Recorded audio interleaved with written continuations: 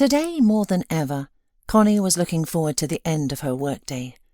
She had been a bus conductor for 6 years, starting the job before marriage, right after finishing school. Where else could an orphan girl with no name go? One whom no one ever visited. This was her fate, only for the first few years until 4th grade. Then foster parents took her in. They weren't wealthy, already older, and decided to raise a girl in their last active years.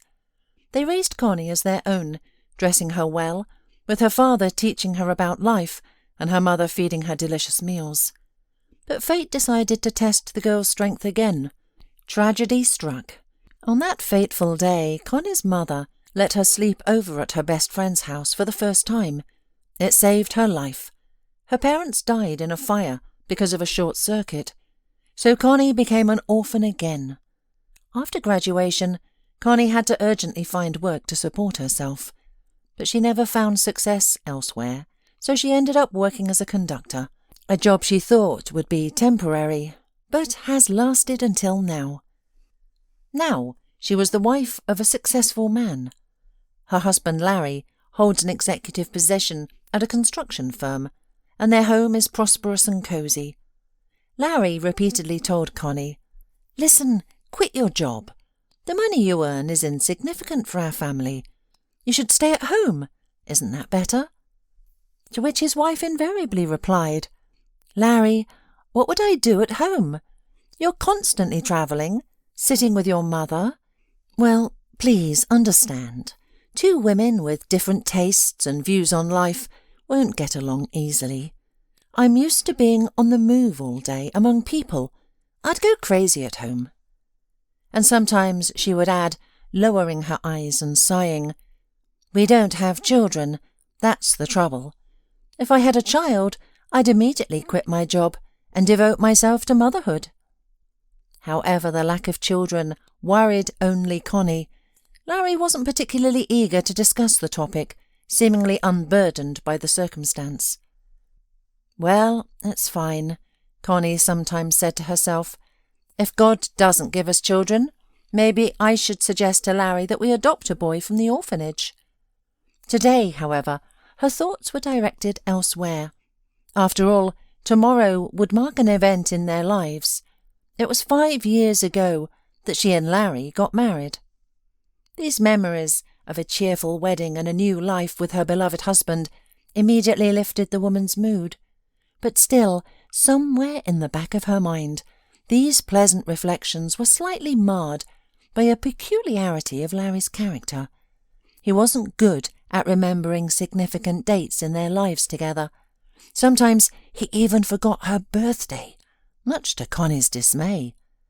She gave such dates great importance, trying to make each special day unusual and prepare something original for the table. Although Larry, of course, apologized for his forgetfulness, a residue of disappointment remained. Even though his mother-in-law would say in such cases, "Connie, don't pay attention to this. What's so tragic? My son gets twisted up in his work problems and forgets. He loves you anyway. You see, he prepared a present. It's okay that it's late, but he gave it to you, and he apologized." Connie would nod her head in agreement, but think to herself, "That's the way it is. But it's not without reason. They say that a drop of tar spoils a barrel of honey." And at that time, Larry was in the carriage of a fast train, approaching his native city's station. Pleasant thoughts wandered through his head. Soon a joyful meeting would take place. But alas, one would be mistaken to think he was anticipating a meeting with his wife, whom he hadn't seen for several days due to his business trip. Romy. That was the name that stirred his soul and body. Romy, his new mistress, who made him literally lose his mind when they met. The young woman filled all his senses. And his wife? Well, as they say, a wife isn't a wall. You can push her aside. So here we are. Larry, carrying his travel bag, stepped onto the platform, hurrying to the cab stand. The time was approaching midnight, and he still needed to buy a beautiful bouquet somewhere, because tomorrow marked a solemn date for Romy, a year since they met.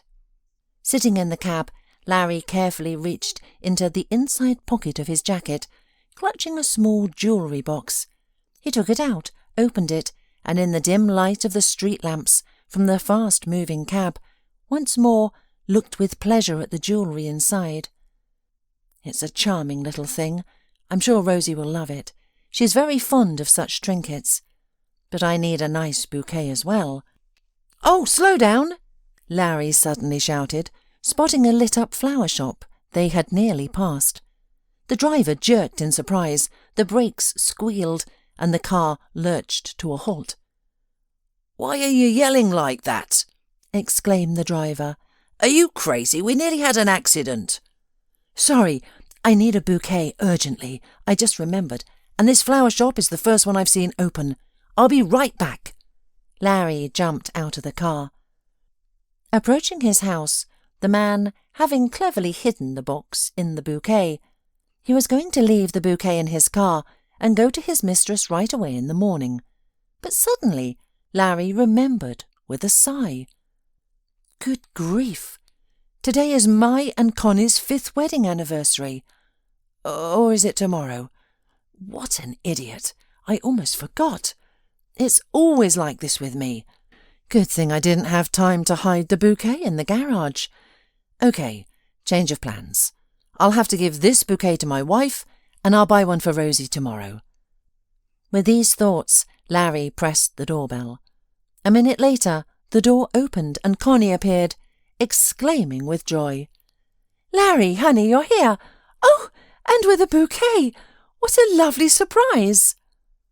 "Yes," said Larry, "you always reproach me for not remembering our special dates. But I do remember. This is for you, to celebrate our 5 years of marriage." He held out the bouquet to Connie. "Thank you," Connie said with an odd intonation. "Yes, the anniversary. That's right. But it's only tomorrow." Larry was stunned, not so much by getting the wrong date, again, but because he suddenly remembered. Inside the bouquet was Rose's present, and in the box, besides the jewellery, there was a note with her name and a wish. The terrible thought pierced his mind, but there was no turning back now. The joyful Connie began setting the table, and his mother-in-law put the bouquet in water. The panicked Larry watched anxiously to see if the box had fallen into the water, breathing a sigh of relief when he realised it remained hidden in the depths of the bouquet. "Well," Larry mumbled, unable to think of anything else to say. "Better early than, Realising he was about to say something foolish, he trailed off. Unexpectedly, his mother diffused the situation. "Oh, what a gorgeous bouquet you've been given!" she exclaimed. "And they smell divine! So many roses! It's exquisite! Connie, aren't you thrilled? Do you have any idea how much such a beautiful arrangement costs? I'd be over the moon with such a gift." Connie approached the bouquet. It was indeed stunning. She bent down to inhale the fragrance of the flowers and, from the corner of her eye, noticed something glinting among the stems and leaves. Glancing at her husband, she saw he was tense, watching the scene intently, and Connie didn't take out the object, hoping it was a surprise for their anniversary. If her husband hadn't mentioned it, perhaps he intended to give it to her tomorrow. She'd wait and see. They sat down to dinner, but the atmosphere felt charged with an undercurrent of tension. They ate, exchanging trivial remarks. Larry, seizing every opportunity, kept casting furtive glances at the bouquet. What's hidden in there? Connie wondered. He's clearly embarrassed about something. Could Larry have actually bought me jewellery? That would mean he truly loves me. Meanwhile, Larry was tormented by another thought. How on earth can I discreetly retrieve that box from the bouquet? What an idiot I am! How did I get myself into such a mess? And my mother keeps looking at me, trying to figure out what I'm up to. But she doesn't understand a thing. Everything's conspiring against me today." To lighten the mood, Connie began recounting her day. "Larry, I visited the orphanage after work today. They allowed me a glimpse of the children in the playroom. You know, there's one boy who's really captured my heart. His name is Eric. He's so small and thin like a little sparrow, and his eyes are so sad. Honey, I don't need any presents. Please, let's consider adopting him, or at least take him on an outing together. You'll fall in love with him too, I'm sure. You said you'd think about it, remember? As the years go by, we still don't have children, and it's causing me a lot of pain." Connie's attempt failed. Her husband frowned and answered curtly, "This isn't the time for such a discussion. When would I have time to visit orphanages? I'm swamped with work and exhausted. I want my own children, and we'll have them. That's enough of this talk." His mother chimed in. "Connie, I understand how difficult this is for you, but believe me, this noble impulse of yours is misjudged. Think about it. We don't know anything about the child's background. There could be hidden health issues they're not disclosing. We'd all be overwhelmed caring for such a child, and it wouldn't bring happiness to anyone. Be patient. You and Larry are still young. You'll have children of your own. No, I absolutely cannot agree to have a stranger's child in our home. Let's not ruin the family dinner. This subject is closed." Connie was crestfallen, and the rest of the evening proceeded even more awkwardly. Having grown up in an orphanage herself, she felt deeply hurt by her mother-in-law's words, sensing a veiled criticism of her own background. Her mood was completely gone, along with her appetite. Finally, to everyone's relief, the painful dinner ended. Connie began collecting dishes from the table. As she reached the door, carrying them to the kitchen, she caught a glimpse of her mother-in-law surreptitiously reaching into the bouquet and pulling something out. Tormented by doubts, Connie went to her bedroom, while Larry remained in the room with his mother. Dressing for bed, the woman approached the dresser to put things in it, and suddenly, from behind the loose door, heard the whispering mother-in-law. "What are you thinking, son? Are you openly cheating on Connie? If you're seeing someone on the side, at least cover your tracks. You bought a bouquet and a gift for your mistress, and gave it to your wife. Well, let her have it now." "Do you know how much I spent on that jewellery in the box? I didn't plan to give it to Connie. It all went wrong," Larry whispered back. Connie nearly choked with anger. "So, that's how it is. He can't remember our wedding anniversary, but he's up to other things. I'm second fiddle in this family. And Larry has a mistress. And his mother, she's teaching him to cover his tracks." She grasped the doorknob, ready to confront them, but stopped herself. "No, that won't work. They'll just accuse me of eavesdropping and turn it around on me. Fine, Larry. I'll find out who you're cheating with, and then you'll pay for everything. I was a fool to think my husband wanted to please me. How hurtful and disgusting." Connie cried for a long time, unable to calm down. When Larry finally came to bed, she pretended to be sound asleep. The man wanted to diffuse the situation, began to stroke the shoulders of his wife, hinting at continuation. But Connie, probably for the first time, dryly muttered, "Don't touch me. I'm tired and want to sleep." Larry wasn't offended at all. He even sighed with relief. Intimacy with his wife hadn't brought him joy for a long time. His thoughts were all about his red-haired mistress, and he quickly fell into a sweet dream, imagining how he'd embrace her tomorrow and shower her with affection. The next morning, Connie woke up feeling completely broken.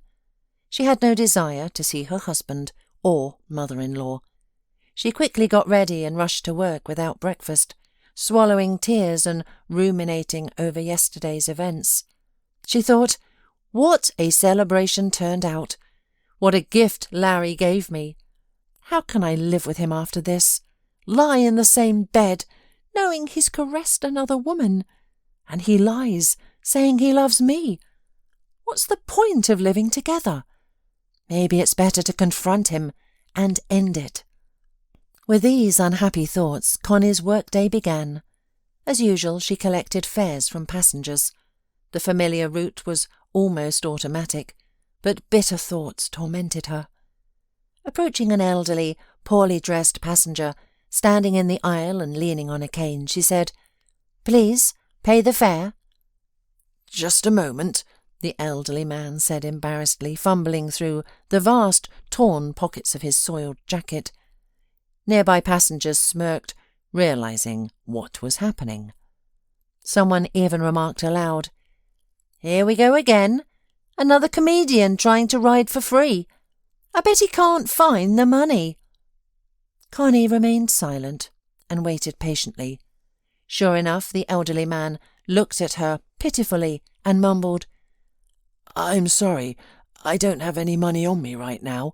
I must have forgotten to take it, or I lost it somewhere. Please don't make me get off. I'm going to the cemetery to visit my wife. It's her birthday today." Connie shook her head. According to her instructions, she had to drop off passengers without tickets at the next stop or face a fine herself. The other passengers grumbled.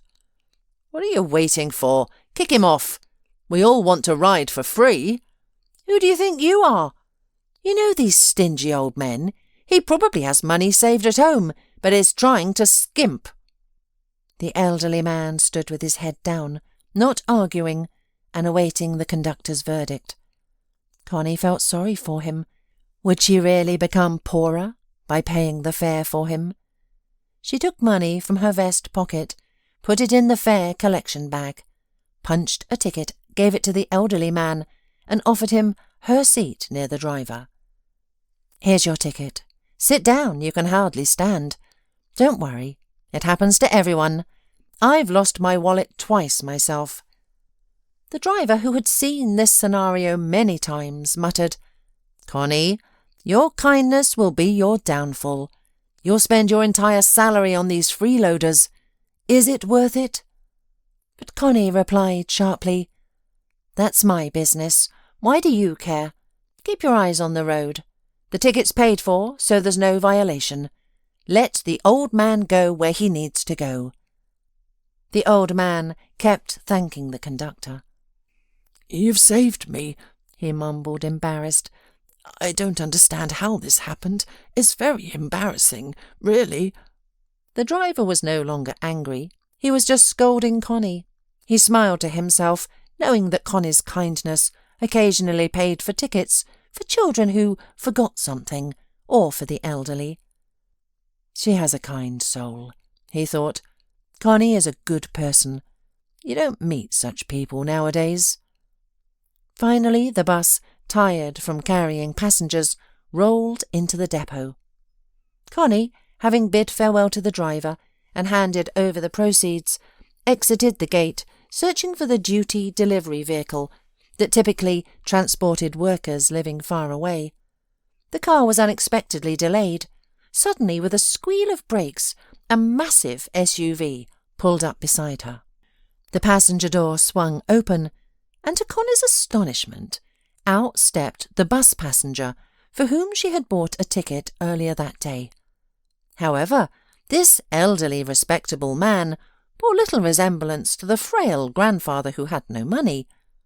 Connie gaped in surprise, her eyes wide, as she tried to comprehend the situation. The man cleared his throat and addressed her. "Hello again, Connie.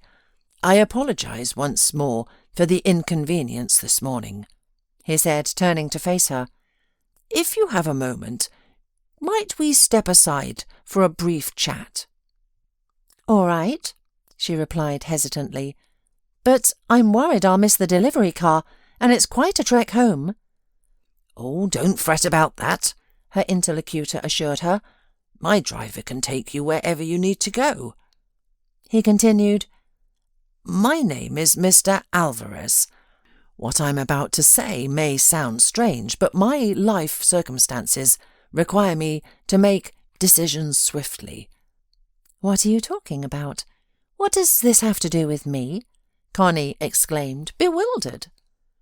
"I'll explain," the elderly man went on. "The truth is, I'm terminally ill and have no living relatives.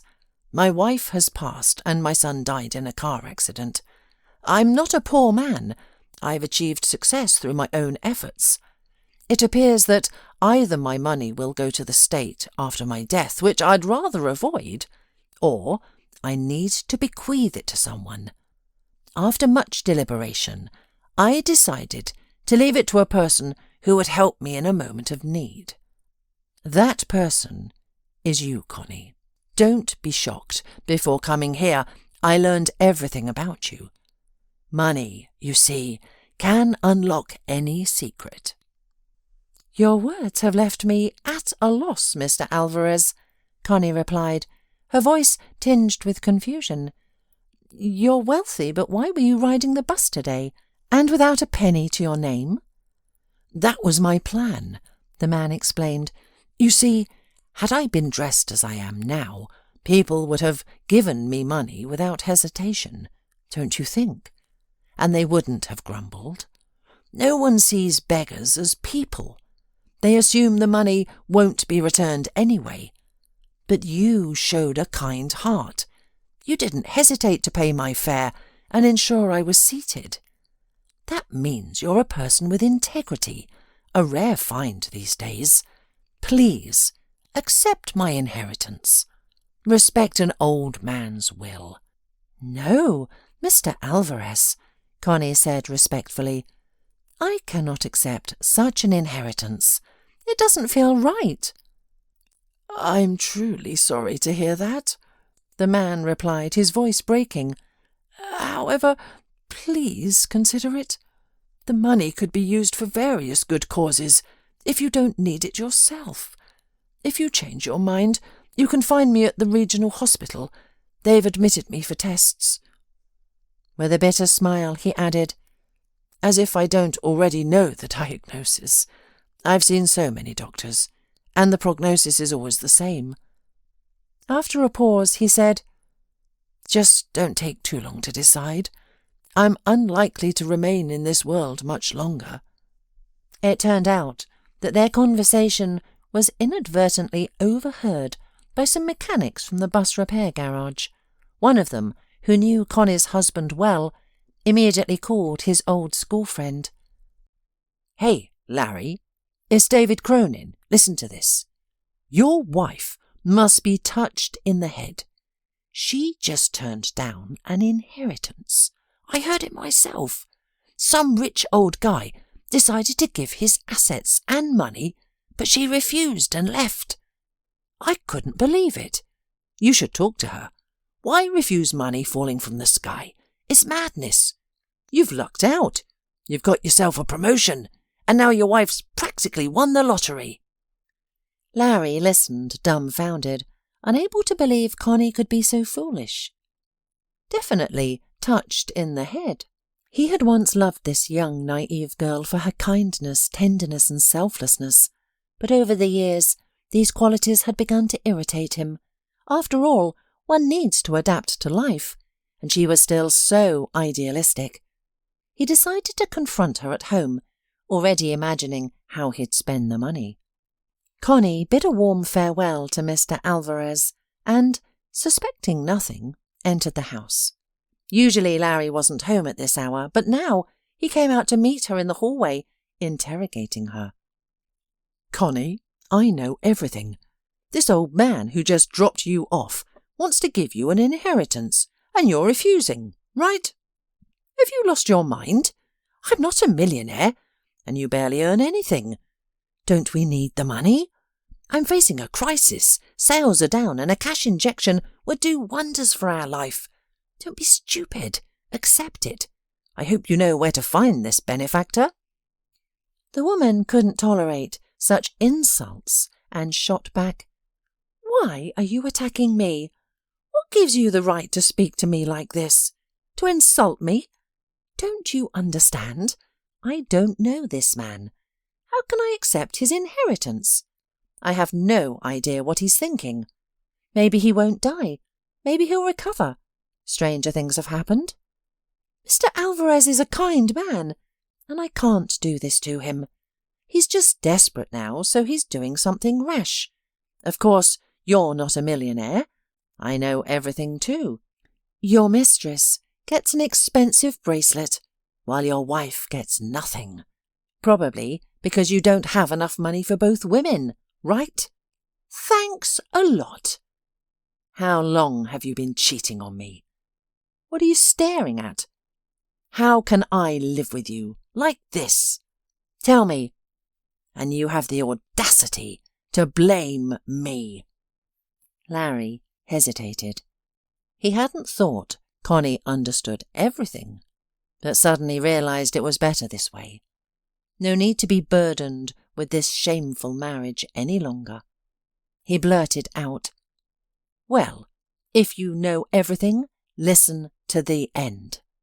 Yes, I'm in love with another woman. I love her. And now I don't know why I fell for you. I felt sorry for the orphan, I guess. How to live? Like everyone else. Or do you think other men don't cheat? If you accept the inheritance and give it to me, I won't divorce you. You'll be lost without me. You're completely unfit for life, like a hothouse flower. You're always dreaming of some stepchildren. You should thank me for marrying you, for living in a decent and respectable family. My mum accepted you, even though it wasn't easy for her. So what's missing? Live and enjoy it, and forget what you know. But if you don't, I'll do it, and you'll be out on the street with nothing. Okay? Go ahead, call that fool old man and say you agree, and forget this unpleasant conversation." Connie was shaking, her thoughts muddled. Every word from her husband felt like a nail in her soul. She ran around the house, frantically throwing her things into a sports bag, screaming hysterically. "How dare you! It's like I'm a mongrel dog! You picked me up, washed me, and now I'm yapping here! What a fool I am! How blind I was, how I loved you! You don't have to live with me out of pity. We're getting a divorce. You can love someone else as long as you like. I'll live without you. Better impoverished than with such a scoundrel under the same roof. And who and what I inherit is none of your business. Goodbye, Larry. I hope we never see each other again." The man laughed. "You're a blessed fool. Go on. You'll crawl back, begging for forgiveness. Where are you going? Your old house has fallen into ruin over the years. There's no comfort there. How long will you last like this?"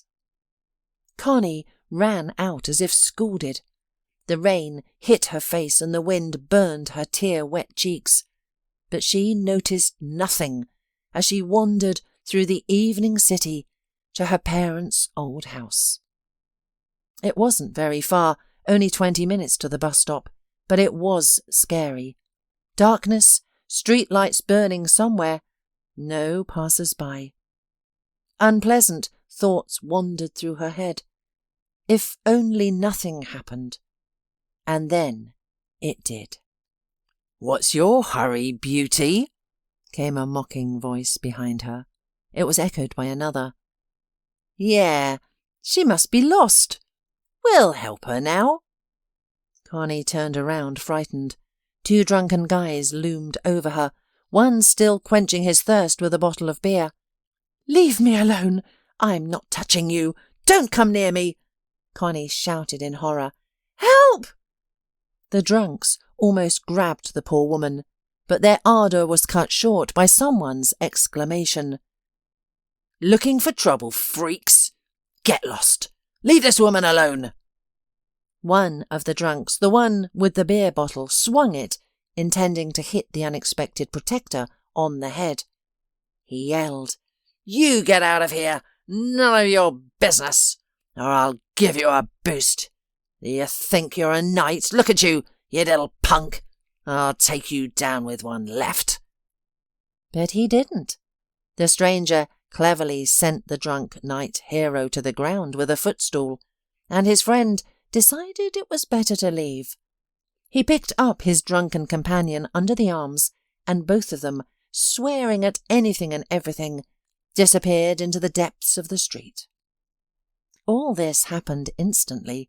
Connie, not yet recovered from the fear, stood with her arms around her shoulders and cried. The stranger touched her arm compassionately, saying, "Calm down, it's all right. They've left and won't return. Where do you need to go? Is it far? I'll walk you." The young man told Connie that his name was Nick, and that he worked as an educator in an orphanage, also teaching children how to draw.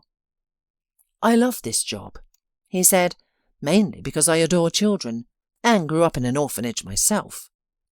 He shared his story. "My parents died before I started school. They loved outdoor activities, and one unfortunate year decided to raft down a mountain river in a sport kayak. The kayak hit a large rock in the rapids, overturned, and my parents drowned. I was left in my grandmother's care, but she was very ill and soon passed away. With no other relatives, I was placed in an orphanage. Life there wasn't easy. The older children bullied us younger ones, and even some teachers insulted us, saying we'd amount to nothing. I lived under constant threat from peers, older students, and tutors. They only left alone those who could defend themselves. I couldn't, so I became a target. I felt angry and resentful. At night I'd often cry myself to sleep, only for everything to repeat the next day. Eventually I realized I wouldn't last long if things continued this way, so I started playing sports and learned to fight. It was necessary for survival. However, some educators treated me with kindness and warmth. I also had a friend, Ed, with whom I could share my troubles. He helped me feel better and pushed me to exercise even when it was tough. I'm grateful to him for that. I remember one wonderful birthday celebration where my friends and I enjoyed a sweet table with cake, chocolates, and exotic fruits. Later, we were taken to the amusement park in the city. I cherished this memory forever, and only later learned that the educators had paid for everything themselves. That gesture meant a lot. After graduating, I moved into my parents' apartment. I had to decide on my future quickly, so there was no one to help me. When choosing a profession, I opted to study at a pedagogical college. I wanted to dedicate my life to raising children and helping them adapt to life. I strive to pass on all my skills to my students, instilling in them a love for beauty and helping them grow into kind, empathetic people. Remembering how I lacked parental affection in the orphanage, I give my children all my warmth and support. They respond positively, which brings me joy. My dream has come true. The orphanage where I grew up was in an old building, with mice and cockroaches running around. We helped the teachers catch them. The orphanage where I work now is also old and needs renovation, but that requires money. Connie listened, admiring Nick. "You're a good man, Nick. You've chosen such a challenging profession. Your wife must be proud of you. You're an excellent example for the children." Nick sighed heavily. "I'm single. The salary is meagre, and women these days have such high expectations. Why would they want an art teacher? Although I dream of having a family and children, I guess it's not on the cards for me. Connie, tell me about yourself. Where are you going at this late hour, and with such a large bag? This neighbourhood isn't the safest." Connie also sighed and shared her story with Nick. She felt better after opening up. That's how I ended up without a husband or children. I became attached to a boy named Eric and dreamed of adopting him, but my husband and mother-in-law were adamantly against it. Now I have nowhere to go. My childhood home was already in poor condition, and over the years it's only deteriorated further. There are no amenities. But what can I do? I'll have to make do. There are no other options. I have to go to work early tomorrow. I'm a conductor, an early riser.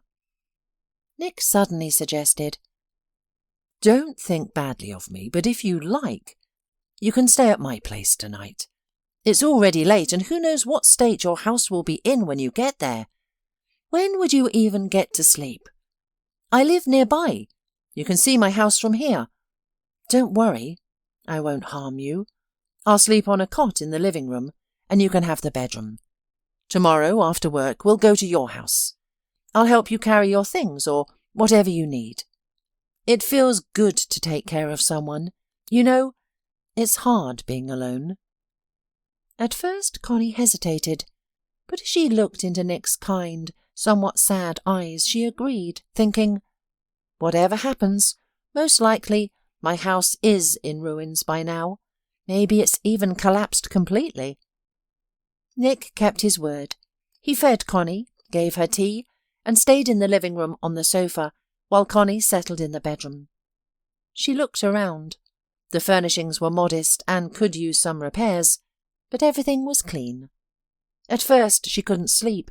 She kept listening. After all, the man was a stranger. But when she heard snoring from the living room, she drifted off. She thought of leaving quietly in the morning to avoid disturbing her host, but when she entered the kitchen, the light was already on. Nick was cutting bread and sausage. "Good morning, Connie. Did you sleep well? Here, take these sandwiches. I eat at the canteen, but you've been working all day. Have a bite. Are we still on for tonight? I'll help you move in." Connie felt a pleasant warmth. She looked at this plain man with thick glasses in a new light and smiled, answering, "Thank you so much, Nick, from the bottom of my heart, for defending me, rescuing me from those bullies, for giving me shelter. I'd be glad if you help me. See you tonight." They exchanged phone numbers and went about their day.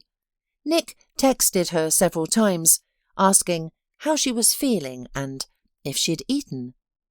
Such simple words, yet filled with care. Larry, her husband, had always been stingy with feelings and emotions. He was not interested in how her day went. If she didn't tell him, he wouldn't ask. In the evening, Nick took Connie to her house, and both were shocked. It was utterly uninhabitable. The roof had almost completely collapsed. The porch was in ruins, weeds and desolation everywhere. Tears welled up in Connie's eyes as panic set in. Where would she go now? She couldn't afford to rent on her salary. She'd have nothing left to live on. Then Nick came to her rescue again. Taking her hand, he said, "Move in with me, permanently. I have enough space. Don't look at me like that. I'm not a creep. I won't lay a finger on you, I swear. I just genuinely want to help. Though I can't deny you're a very attractive woman. But I don't think you'd fancy someone like me. Let's just be friends, okay?" Connie was embarrassed, but realized it was her only option. "You're saving me again," she replied. "Thank you, but I insist on paying rent and for groceries. I don't want to be a freeloader. I promise I'll save up and move out eventually. Money's tight right now.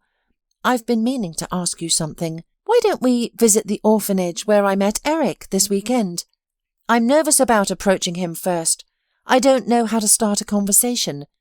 You have experience. You're a teacher. I'd like to visit the child.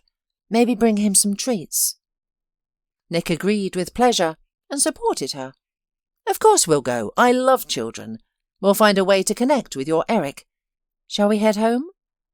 And so they began living together. Connie was timid at first, afraid to even use a spoon without asking. It wasn't her home, after all. But Nick was so pleasant and down-to-earth that her shyness quickly faded, and soon she was managing the small kitchen. Nick watched his bachelor pad transform subtly with Connie's presence. Nothing major, just new curtains, flower pots on the walls, a soft bath mat, and a new faucet. Connie admired Nick's paintings and convinced him to hang a framed autumn landscape. The place became even cosier. When they visited the orphanage, Connie was stunned to discover that Nick worked there and knew Eric well. The boy, seeing his favourite teacher, immediately ran up, exclaiming, "Hello, Nick. Are we having a drawing lesson today? That's great! And who's this with you? A new teacher?" Smiling, Nick sat the boy down and explained, "Hello, Eric. No, it's a day off. No lessons today. This woman's name is Connie, and we came to visit you. Look what we've brought. Help yourself, but don't be greedy. Share with your friends. Auntie Connie bought everything, so thank her. We'd also like to take you to the zoo. Would you like that? I'll arrange it." The boy's eyes lit up, hardly believing his luck. "Thank you. You're wonderful. Of course I want to go to the zoo. I'll be ready in no time." The day flew by, filled with fun. They saw beautiful, enormous fish, lizards, and peacocks with colourful tails. Eric fed the moose and roe deer cabbage leaves and carrots. Connie bonded instantly with the boy, telling him all about the animals. Nick promised that the next drawing lesson's theme would be their favourite animal. On the farewell, Eric hugged Connie, looked into her eyes, and asked hopefully, "Connie, will you visit me again? I'll be waiting. You're so nice. You remind me of my mum. Your hands are like hers, warm and soft. Tell me you'll come back." Connie fought back tears as she hugged the boy and promised. "I'll come back, my dear. I have the day off after tomorrow. I'll definitely visit. What would you like me to bring? What do you want? I don't have much money, but I'll do my best for you." The boy suddenly became serious and said, "No money? That's nothing. Come over anyway. We'll draw and go for a walk. Okay? My friends will be jealous. They all tease me that nobody visits me, that nobody needs me." Connie didn't know how to thank Nick again.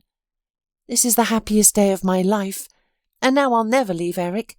I feel his heart as if it were my own, you know? He's like my own son. Do you know what documents are required for adoption? Do you think they'll let me?" Nick shook his head and replied, "I understand your emotions, and I'm overjoyed you have such a kind, loving heart. I'm very fond of children myself. I feel sorry for all of them. Everyone has such a difficult situation and has been through so much. You see, the orphanage urgently needs repairs. I'm afraid if they don't do it, they'll declare the building unsafe and close it down. I don't know whom to turn to. I've already approached the administration and sponsors. Of course, they help as much as they can, but they can't allocate money for major repairs. That's how it is. As for adoption, it's also a very difficult matter. I've thought about it many times myself. I know the list of documents by heart. You need a full family, a place to live, and a stable official income. But even if two of these things are clear, where would I get a wife? And one who wants to live on my small salary and raise a child from the orphanage? There just aren't such people." Connie listened to Nick deep in thought and then suddenly exclaimed, "You know, I have an idea. Let's go to the hospital right now. Don't ask about anything. You'll soon understand everything yourself." Connie remembered the elderly man who had promised to leave her an inheritance. But where was he now? And how could she find him? Oh, yes, he had mentioned the hospital where he was staying for an examination. Maybe he was still there.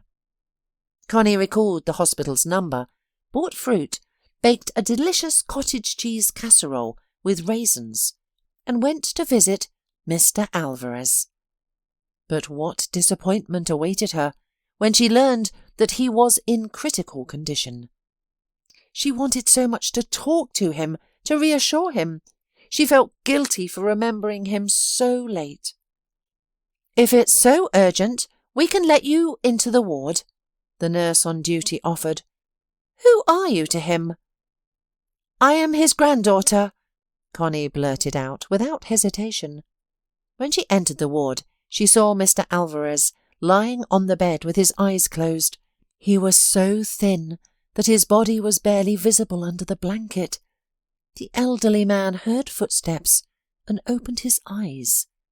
It seemed that only his dark eyes remained on his illness-ravaged face. Connie stopped, not approaching the bedside. He smiled as if he had been waiting for her, and recognized her. "Do you recognize me, Mr. Alvarez?" "Of course, my granddaughter." Connie was glad that he recognized her, and even called her granddaughter. She didn't correct him, and he continued. "It's good that you came. I wanted to see you before I died.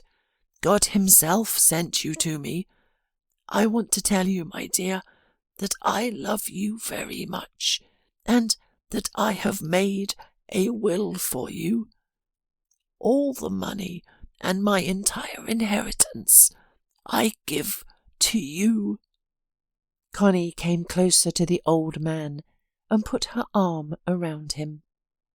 "Thank you for such generosity. I feel embarrassed even. Please don't think about death. Miracles happen. God willing, you will recover.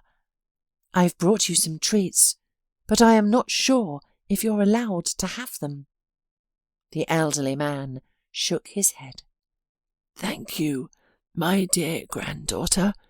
I don't want to eat yet. Maybe later. Put them on the nightstand. I don't have much appetite. May God grant you all the good things in life. You've grown up to be kind. It's good that I had time to see you." At these words, the man fell silent, as if dozing off. He probably didn't even have the strength to speak. The nurse then closed the door to the ward, saying, "Let him rest." Connie sat for a while, holding the old man's dry hand, and sighed, not knowing how she could help him. She went home, overcome by sad thoughts. How can such a good man die? He should live longer. She felt sorry for Mr. Alvarez. He had treated her so warmly, called her granddaughter, and also she was puzzled by his generosity. The next day, when Connie called the hospital to inquire about Mr. Alvarez's condition, she was told that he had died.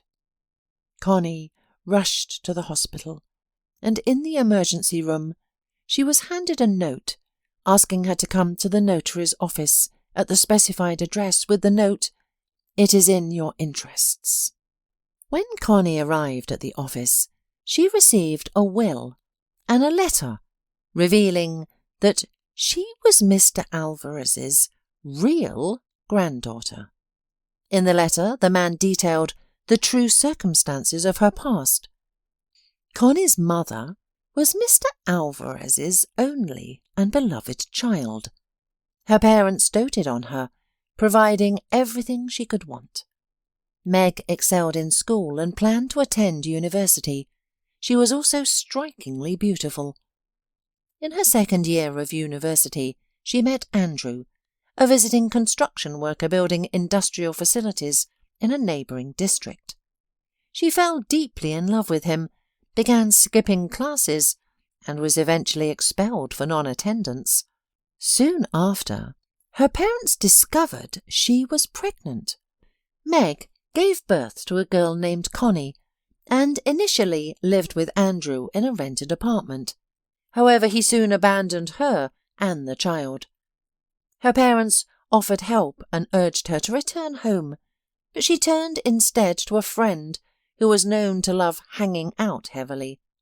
Meg, too, began hanging out and drinking a lot. One day, she took her child and moved in with this friend. Mr. Alvarez searched for her for months.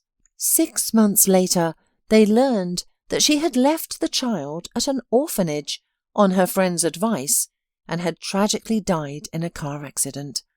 The child was subsequently adopted by foster parents. Connie wept as she read the letter. "My God," she thought, "why didn't I know about this until now? So he was my own grandfather. That's why he called me granddaughter. Why didn't he tell me earlier? I could have thanked him, shown him affection. So much has been lost." Her heart overflowed with emotions, love for her grandfather, guilt and confusion about her mother's choices. Why had her mother trusted a stranger so quickly?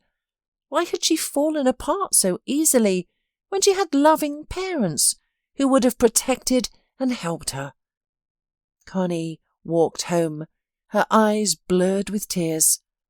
She was in shock from these revelations. Suddenly, she was a wealthy heiress, but this news brought her no joy. Instead, she felt saddened that she hadn't known her roots, her wonderful grandfather, and hadn't had the chance to care for him. It seemed she had gained and lost a grandfather in the same moment. Nick walked beside her, silently holding her hand, seeing her distress. At home, he gave her water and a sedative before gently asking, "Share it with me, if it makes you feel better. What was in the letter? You look devastated. I'm worried about you." Connie pulled herself together and told him everything. Nick sighed heavily and said, "I understand you like no one else. I know how much you wanted to know about yourself and your relatives, and just as you found your grandfather, you lost him. It's painful and difficult to process. Don't judge your mother. No one knows what drove her decisions. That's her burden to bear, and she's no longer with us. You must move forward. Let's give Mr. Alvarez a proper burial. He deserves it. He was a noble man and who, even without knowing you during his life, ensured your future before his death. May he rest in peace." He kissed Connie's forehead, and they stood, embracing, feeling the closeness of their thoughts and the kinship of their souls. Connie and Nick laid her grandfather to rest, and she entered into her inheritance, unaware of the trials that still lay ahead. After his wife left, Larry rejoiced in his newfound freedom. Now he could openly bring his mistress Rosie into his home. He bought an extravagant bouquet, champagne, and an expensive ring before meeting her. Rosie looked stunning as always, with her perfect figure, gorgeous dress and flowing hair. She accepted the bouquet graciously and asked playfully, "Hi, Larry, the bouquet is lovely. I appreciate it. What's the occasion? You seem to be in a great mood." Larry presented the ring box, opened it solemnly, and declared, "My love, I'm finally free. Connie left home for good and filed for divorce. She discovered everything about us, but I'm actually relieved. I'm exhausted from the separation and tired of hiding. Move in with me. Marry me." He expected Rosie to share his joy, but her face contorted with surprise, her eyebrow raised. She chuckled and said, "Are you serious? Or is this a stupid joke? Do you think I'm going to live with your mother? That's hilarious. Do I look crazy to you?" "No, thanks." Embarrassed, Larry hadn't considered that there might be such an issue. Connie had tolerated everything with little complaint. He tried again. "Well then, how about I move in with you? Your comfortable 2-bedroom apartment would work too. We'll be together. That's my dream." Rosie frowned again. "Listen, honey, did you ask if I wanted to get married before deciding everything for me? I'm young, beautiful, and I have my own place. I do what I want there. What do you expect me to do? Cook your meals? Wash your clothes? Adapt to your quirks? Why would I need all that? Larry, accept things as they are. As a lover, you satisfy me completely, and you try hard in bed. You're generous and gallant. But that's all. I'm an independent woman, like a cat. You can't tame me. Either everything stays as it is, or we break up. Is that clear? Why are you frozen, kitty cat? Open the champagne. I'm in the mood to relax. Will you give me a massage? Look at this gorgeous lingerie I bought in Italy." The mistress tried to pull the dazed Larry by his tie, but he recoiled, feeling humiliated and crushed. He couldn't believe that Rosie had no intention of living with him or building a family. The man stormed out, slamming the door behind him. Rosie shrugged, thinking, "Suit yourself, kitten. Tomorrow I'm going out with my girlfriend to a restaurant. Time to find a new beau." She uncorked the champagne, savouring the frothy drink as she draped her slender legs over the ottoman. Larry was just another conquest, nothing more. Larry was furious, reprimanded his mother at home. "I'm such an idiot. Why did I give Connie away? Now she's a rich heiress. Her grandfather appeared out of nowhere, left a will and died. How convenient. I didn't realise Rosie was such a snake. What do we do now, Mum?" Mrs. Creedle, who loved her son more than life itself, tried to find a solution. "Don't despair," she said. "Connie's a fool in love. She'll forgive you. You'll see. Find her and convince her to reconcile. Tell her you love her, and that you're ready to accept that boy from the orphanage. It's what she wanted most. When she comes back, I'll handle her. We'll put the money to good use. Don't worry, you're right. Even though I wasn't always fond of Connie, she'll make a fine wife. You slipped up with that bouquet and bracelet, but you can go back to how things were before." Larry decided to act. He went to Connie's old house, only to find it empty. He then headed to the garages at the depot to speak with a mechanic he knew. "You're too late, Larry," the man said. "Connie still works here, but now some guy in glasses picks her up. They walk hand in hand. I've seen them several times. She seems happy, even kisses him on the cheek." Jealousy flared inside Larry. Connie wasn't pining for him at all. She had already found a replacement. He discovered when Connie's last shift ended and waited patiently behind the garage. He watched as she emerged from the depot, hugging a skinny man with glasses. As they strolled down the street, deep in conversation, Larry rushed in front of them, blocking their path. "Well, hello, wifey," he spat. "Is this how you miss me? Who's this guy? Tell him to get lost. I've had my fun. You've had your revenge. It's over now. Come home. I love you. We have a family. Can't you hear me? I left Rosie. I swear I'm not leaving our family again. Why aren't you saying anything? Answer me." Nick tensed. unsure what to expect from this volatile man, and anxiously awaited Connie's response. She hadn't divorced her husband yet, and technically Larry was right.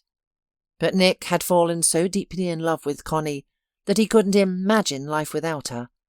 If she chose to return to her family, he'd have to let her go. Connie stood gazing at the man she once loved and realised there was no going back. She couldn't live with Larry anymore. It was that obvious. She also knew she didn't want to part with Nick. Even if their relationship was still new, even if he wasn't rich or conventionally handsome, he was kind, steady, and would never betray her. Resolutely she replied, "Stop this charade, Larry.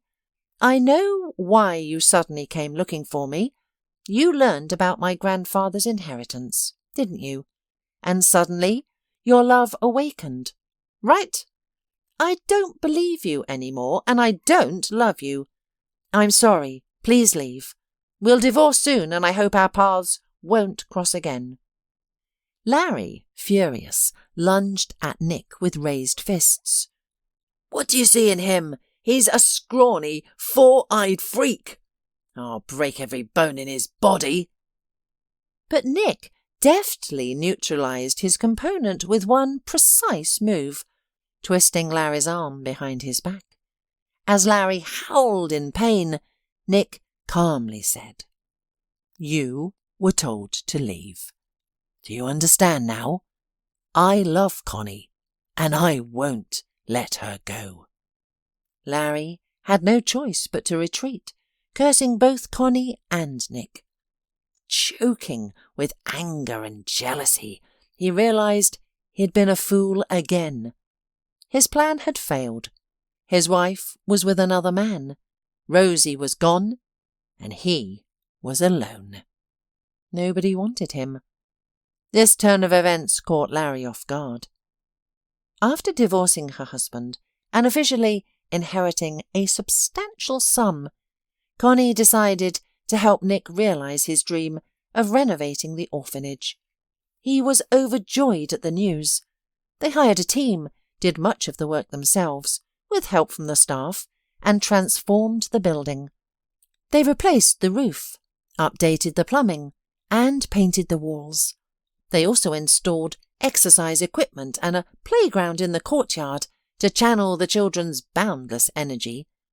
These shared efforts brought Connie and Nick closer. They became a couple. Nick then proposed to Connie. "Let's adopt Eric. There's nothing stopping us now." Connie was surprised by his use of "we," but Nick anticipated her question and added, "We'll raise him together." After a brief pause, he continued, "Connie, why don't you marry me? I may not be rich, but I love you sincerely. We share common interests, and we both love Eric." That evening, he presented Connie with a ring and a huge bouquet of roses. She was overjoyed. Soon, Connie's greatest dream came true. They left the orphanage, holding their son Eric's hands. They had succeeded. They were parents now. The little boy walked proudly beside them, silent but beaming. His heart fluttered with joy, for now he had a mum and dad.